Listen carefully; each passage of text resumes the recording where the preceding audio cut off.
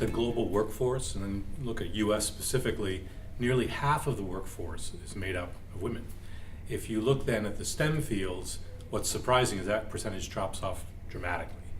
In the technology field specifically, you see it really down in the lower 20%, and that's just unacceptable. With the pace of change, the technological advances that are out there, we need a diverse and dynamic workforce within technology. And so there's a lot of room to grow, and we ought to be doing a lot better. So companies that do not have the right level of diversity, and that really matches the market that they operate in, risk a number of items. One, the decision making will really be slanted in one direction, as opposed to having a nice broad number of inputs to a key decision that gets made. Companies that have more women leaders tend to perform better. They literally have a higher rate of return. When boards are more inclusive of women, you tend to see higher returns on equity, higher returns on sales, and a variety of different metrics. So you can look at it from a couple of different ways. You can look at it from just straight performance, or you can look at it as the quality of what's coming out of a company's decision-making process. In either case, diversity supports a better product.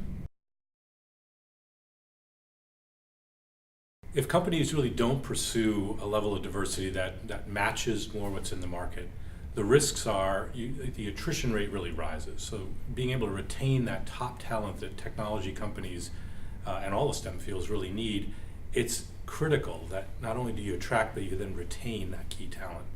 So companies really need to put forward a bold initiative to ensure that you're attracting the right diverse workforce, you're training them, and you're keeping them engaged in the decision-making process, and frankly moving up the leadership ladder to ensure that companies retain that talent and are able to take advantage of the technology advances coming.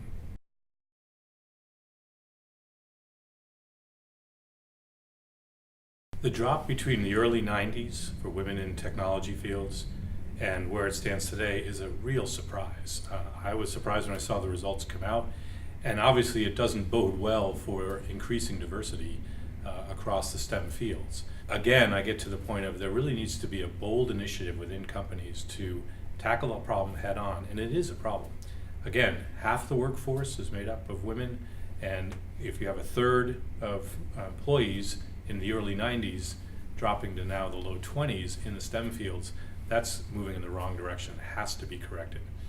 The strength of the skill set that women bring to the workforce has to be included, has to be a part of a company in those fields and growing the technology and again delivering new products out. So that needs to be attacked directly.